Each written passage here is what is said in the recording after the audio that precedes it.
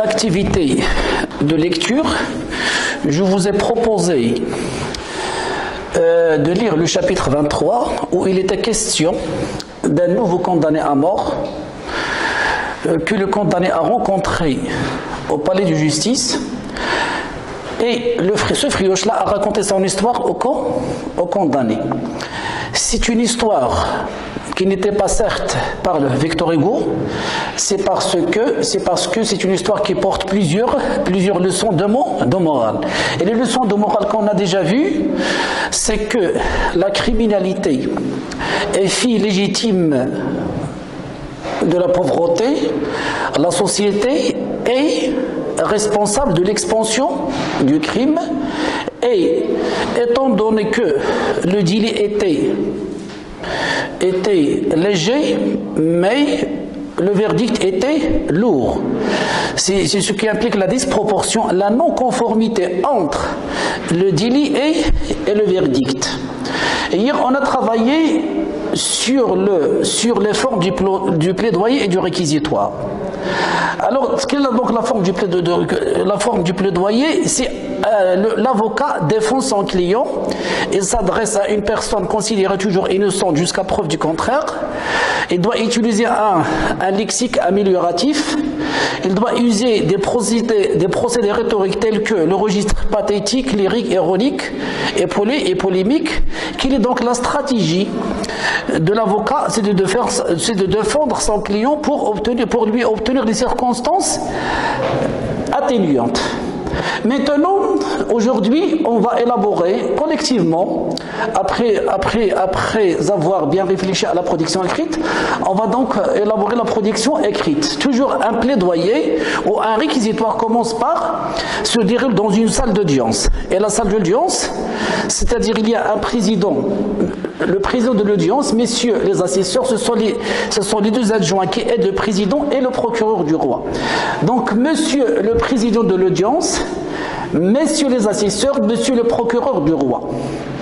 Aujourd'hui, nous sommes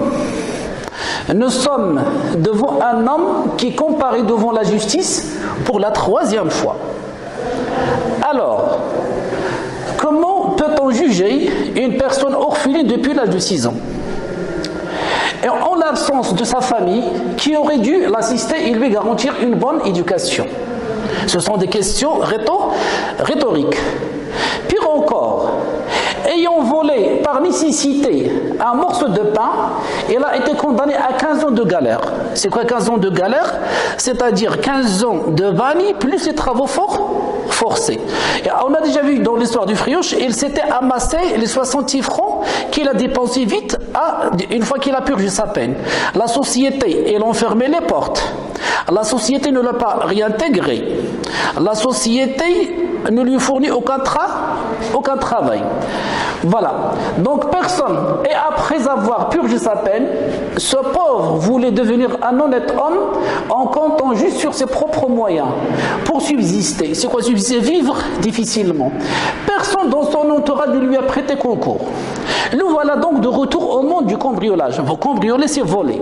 Alors, la société, une question rhétorique. Alors, la société n'est-elle pas la société n'est-elle pas responsable de ses actes? C'est une question rhétorique. C'est une question qui n'a pas besoin de réponse. Tout le monde, voilà, ici le registre polémique. Le registre polémique. Tout le monde peut admettre que c'est un récidiviste. C'est vrai.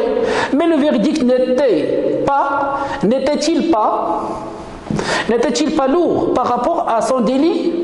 Cette disproportion ne pourrait-elle pas exacerber un sentiment de vengeance chez ce pauvre? C'est-à-dire le délit, il est léger, mais le verdict était lourd. Pour avoir volé un morceau de pain, 15 ans de galère. Et pour récidive, il a été condamné à perpétuité et aux galères.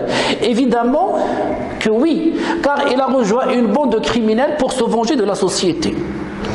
Monsieur le président de l'audience, messieurs les assesseurs, monsieur le procureur du roi, cet accusé est victime non seulement de la société, mais aussi du système judiciaire, car le délit était léger, mais sa sentence était lourde. aurait exécuté, la société aurait perdu un élément productif. Et sa famille ne sera-t-elle pas ruinée et déshonorée? Monsieur le président de l'audience, messieurs les assesseurs, monsieur le procureur du roi, le cas de mon client, veuillez, messieurs les jurés, prendre en considération les circonstances qui l'ont obligé à devenir ainsi. Et je vous prie de lui accorder les circonstances atténuantes. Et vous êtes seul juge. Bonne chance.